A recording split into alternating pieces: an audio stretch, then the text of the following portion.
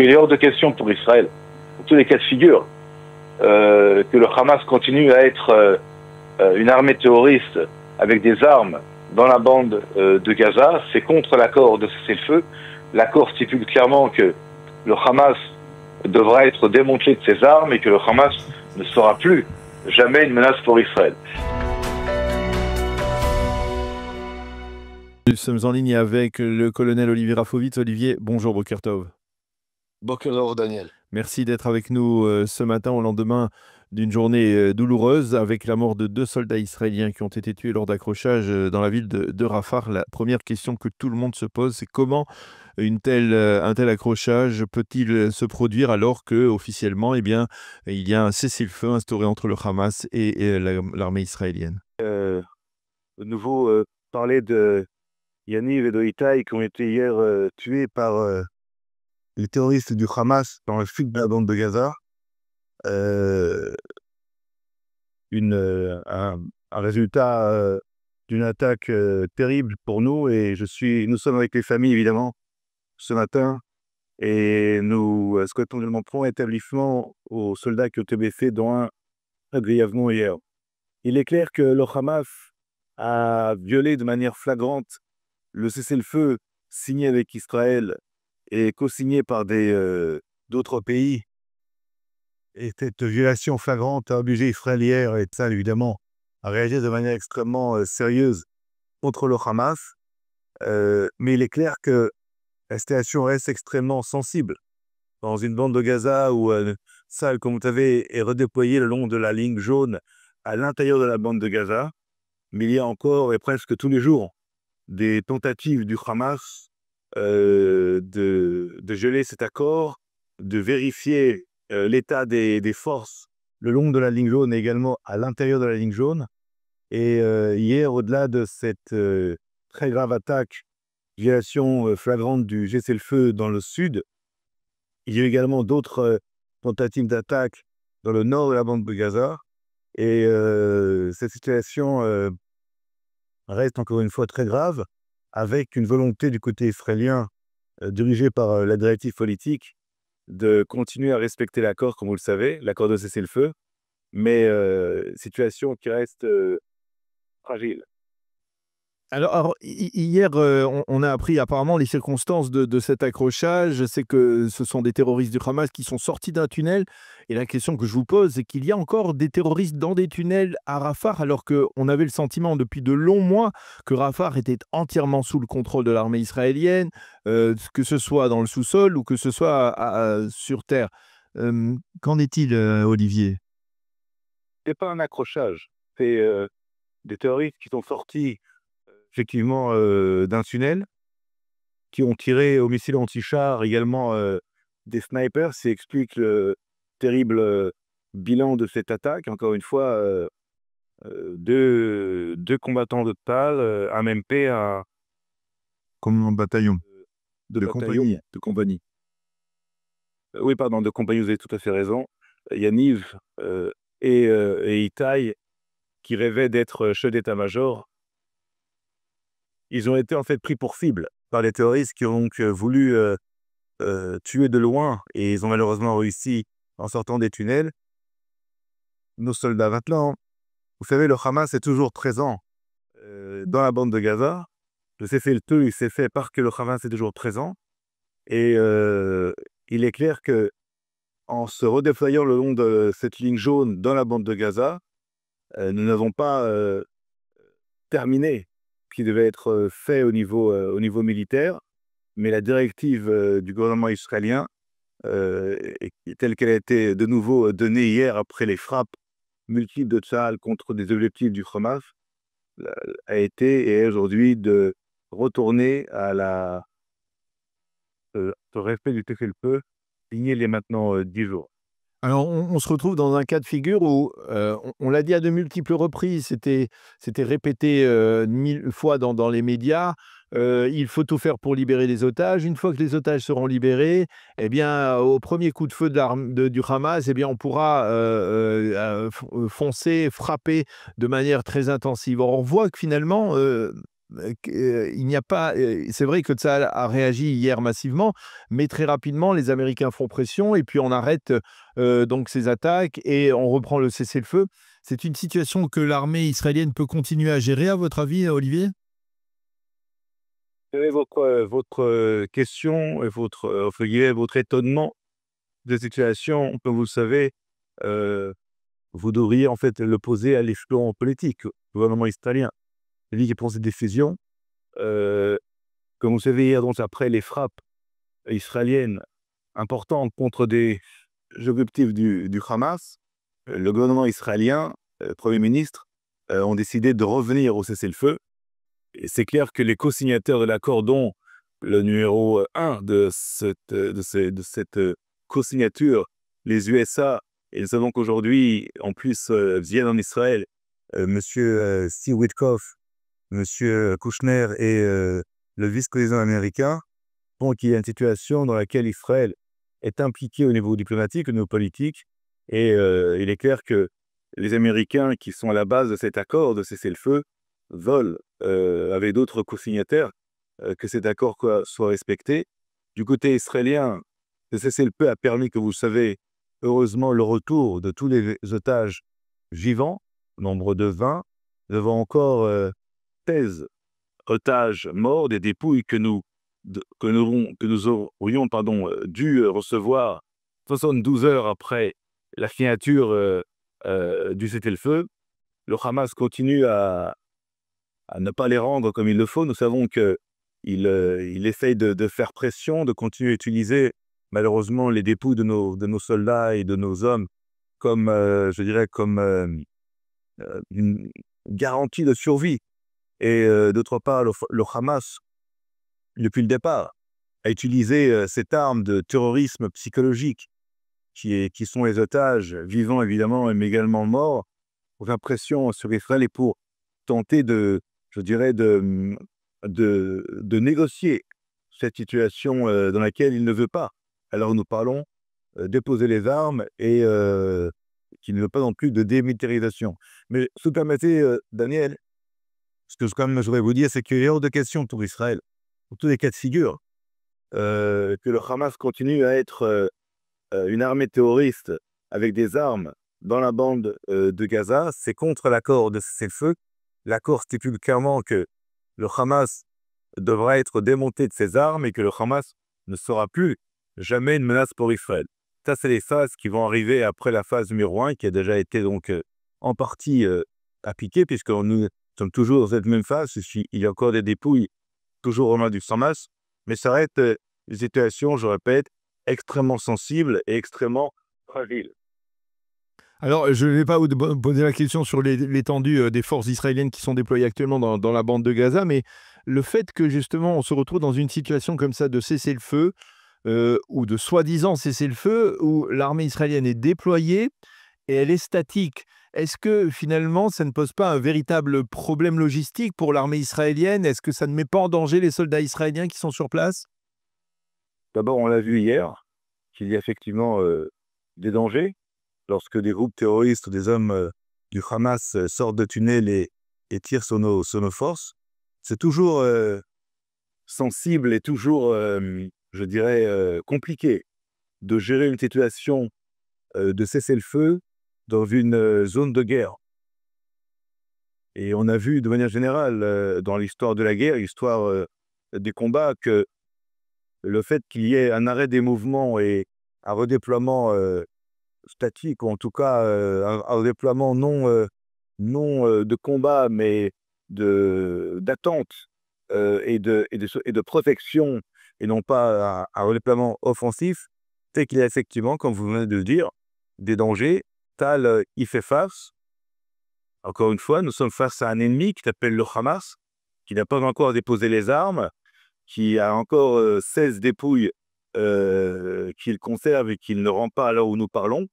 Et donc une situation, je répète, très sensible, un cessez-le-feu fragile, mais que nous voulons respecter.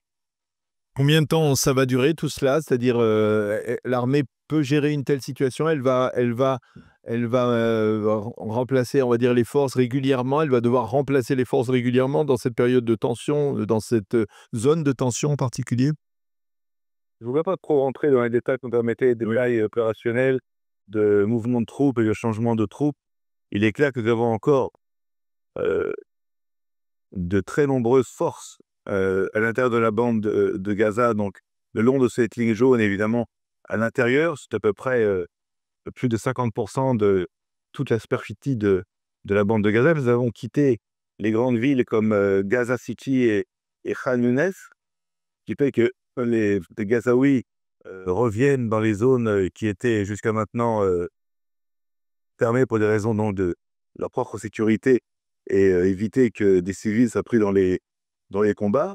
Mais le Hamas, comme on l'a vu encore hier, exploite, si vous voulez, cette situation de redéploiement pour malheureusement faire ce qui est essayé, encore une fois, de voir ces deux visages de nos combattants qui sont tombés hier sous le feu de snipers du Hamas et de tirs anti-chars contre des véhicules du génie militaire, nous fend le cœur et nous voyons la jeunesse, la force, et encore une fois, dans un cadre de cessez-le-feu, évidemment, ajoute à la douleur. Alors une dernière question, Olivier, elle se rapporte à ces vidéos que l'on voit ces derniers jours, en fait, depuis l'instauration du cessez-le-feu dans la bande de Gaza, d'élimination sommaire par des terroristes du Hamas, de soi-disant collaborateurs, de Gazaouis, de civils, avec une extrême cruauté. Qu'est-ce que ces images vous inspirent et est-ce que finalement, il n'est pas temps de les mettre en exergue pour montrer un peu avec qui l'État d'Israël a eu à affaire au cours des 2 dernières années en particulier? D'abord, ces vidéos de circulent, on parle de centaines, peut-être de milliers, on ne sait pas exactement, de Palestiniens de Gaza qui ont été éliminés, qui sont éliminés par les tueurs du Hamas. Nous voyons également leur volonté, comme c'était le cas durant le 7 octobre, de montrer, n'est-ce pas, de vouloir montrer, lorsqu'ils tuent à bout portant des Gazaouis qui sont soupçonnés par eux de choses, mais tout ceci est invérifiable, en tout cas du côté israélien. Mais ce qui est intéressant dans votre question, intéressant et terrible, c'est que lorsque Israël et Tzahal ne sont pas impliqués dans la guerre contre le Hamas, lorsque ce sont des terroristes du Hamas qui tuent des Gazaouis, ça n'intéresse personne. En fait, ce qui intéresse à Gaza, ce n'est pas les Gazaouis, c'est qu'Israël est impliqué dans Gaza. Lorsqu'Israël n'est plus impliqué dans les combats, lorsque des membres du Hamas tuent à bout portant des centaines d'hommes, et nous voyons ces vidéos qui circulent, eh bien, pratiquement, le monde en a strictement rien à faire. Ce qui prouve bien ici je dirais, l'hypocrisie d'un monde qui, tout d'un coup, n'en a rien à faire quand des Gazaouis sont assassinés à bout portant, ne pose pas de questions. Et ce qui les intéresse seulement, je ne dis pas tout le monde évidemment, mais une grande partie de ce monde, c'est quand Israël est impliqué. Et je ne vais pas rentrer trop dans l'explication psychologique, politique, historique, culturelle de tout cela. Mais on a vu dans cette guerre, au-delà de la guerre, qui est une guerre dure, une guerre compliquée, une guerre terrible, on a vu un tsunami, une vague inconnue jusqu'à maintenant d'antisémitisme le plus pur, accompagner les commentaires et accompagner les réseaux sociaux qui se sont déchaînés, qui sont toujours en train de se déchaîner contre Israël. Mais l'intérêt ici n'était pas du tout de s'occuper des Gazaouis, mais l'intérêt était surtout de critiquer Israël et Tzahal avec les pires mots, avec les pires insultes. Et vous savez, il y a quelques jours, si vous me permettez, un requin-baleine, qui est un animal rare, protégé, je crois, un peu plus de 10 mètres de long, se promenait dans les eaux le long d'Israël. Le requin-baleine, qui est un poisson, le plus grand poisson, mais c'est un poisson qui n'est pas carnivore, a été pêché par des Gazaouis, a été tué, a été mangé, mais on a vu aussi la furie, l'euphorie, l'extase, lorsque ce poisson, qui est un poisson protégé, a été pêché. Et, et là aussi, tous les mouvements de soutien, je dirais, à la nature et je ne vais pas dire trop de détails parce que qui étaient tellement anti-italiens, se sont tout d'un coup tus face à tout cela. Nous sommes dans une situation, encore une fois, de cessez-le-feu actuel, de retour à une nouvelle situation qui n'est pas encore de loin, évidemment, situation de paix et de sérénité. Mais nous voyons que lorsqu'Israël est moins impliqué, ou en tout cas plus impliqué qu'auparavant, eh bien, que des Gazaouis tuent d'autres Gazaouis, ça n'intéresse personne. Alors, Olivier, malgré tout, je vais vous poser encore une dernière question parce que c'est une information que nous avons relayée. La semaine prochaine doit se tenir une journée, la journée nationale de la Aliyah. Alors, on sait que vous avez aussi été, après votre service militaire, impliqué dans la Aliyah de France, en particulier en tant que délégué général de l'Agence juive en France.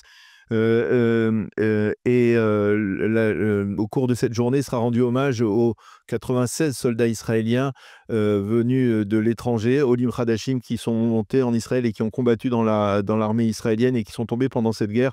C'est important de souligner, on va dire, ce lien qui existe ce sacrifice des soldats israéliens, ce que l'on appelle les soldats Bodedim, Chayalim Bodedim, qui sont montés en Israël tout seuls pour faire leur service militaire et qui ont donné leur être pour la défense de l'État d'Israël? Vous savez, évidemment que c'est fondamental de parler de tous ces hommes et ces femmes qui ont été tués. 917 soldats de Tzahal sont morts depuis le début de la guerre. Nous étions à 915 avant la terrible nouvelle d'hier, des 2 soldats qui sont tombés. 917 soldats sont morts pour défendre Israël, pour défendre le peuple d'Israël, le peuple juif. Et bien sûr que c'est important de souligner et de parler de ces Chayalim Bodedim, de ces soldats solitaires, mais il faut savoir également qu'il y a des soldats qui arrivent de l'étranger sans leur famille, également des soldats israéliens qui, pour des raisons différentes, sont aussi considérés comme des soldats solitaires. Parfois, ils peuvent être orphelins, parfois ils peuvent être tout à fait déconnectés de leur famille pour des raisons multiples, comme vous l'avez dit, parfois des orthodoxes qui veulent servir l'armée et leurs parents refusent de les revoir pour des raisons de culture et de religion. Peu importe, je ne vais pas rentrer dans les détails, mais c'est fondamental. Mais je voudrais quand même vous dire une chose importante, puisque vous en parlez, excusez-moi, c'est que Tzahal, Haganah l'Israël, l'armée de défense d'Israël, lorsque nous portons l'uniforme de Tzahal, nous tous, des plus jeunes aux plus âgés, je suis aujourd'hui un des plus âgés, je pense, nous sommes Echad, nous sommes un. Et chacun d'entre nous fait partie d'une très grande famille, qui est la famille qui défend Israël. Chacun dans son domaine, chacun dans son action. Et lorsque quelqu'un tombe au combat, lorsque quelqu'un est blessé, nous sommes tous unis dans la même peine. Et peu importe d'où il vient, qui il est, quelle langue il parlait lorsqu'il était petit, où se trouvent ses parents. Et c'est quelque chose qui est aujourd'hui peut-être encore plus important que jamais au sein de Tzahal, cette force et cette réunion. Mais pour revenir, si vous voulez, à cette journée de la Aliyah, il est clair que cette guerre a également révélé je dirais, un élan extrêmement important d'une jeunesse parfois qui pensait à autre chose que d'aller combattre en Israël. Et j'ai rencontré moi-même des centaines de jeunes juifs de France, de Belgique, de Suisse et d'autres pays qui ont décidé de faire leur aliyah, de servir dans le Tzahal, souvent de servir dans le Tzahal avant tout. Et des gens d'origine de grandes villes, de petites villes, religieux, moins religieux, mais cette force de Tzahal, elle est basée sur cette jeunesse, celle qui est en Israël évidemment, celle qui est à l'étranger, et cette guerre a révélé, excusez-moi d'en parler encore une fois, cette réunion de force et d'amour pour Israël, parce que tout d'un coup, le monde entier est réveillé contre Israël, en tout cas en grande partie malheureusement en Europe beaucoup, et les Juifs de l'extérieur, et les jeunes en particulier, qui ont décidé de faire leur alia, eh bien, ont fait peut-être et font la plus grande décision de leur vie. Et pour Israël, c'est quelque chose de fondamental. Donc évidemment, je salue cette journée et j'appelle aussi par votre biais, Daniel, et par la radio Kalita, à ce que les Juifs, euh, les jeunes, pensent à Israël, pensent à l'Alia, pensent à renforcer Israël par leur présence, par leur intelligence, par leur courage, par leur force, mais d'abord et avant tout, par leur amour pour Israël.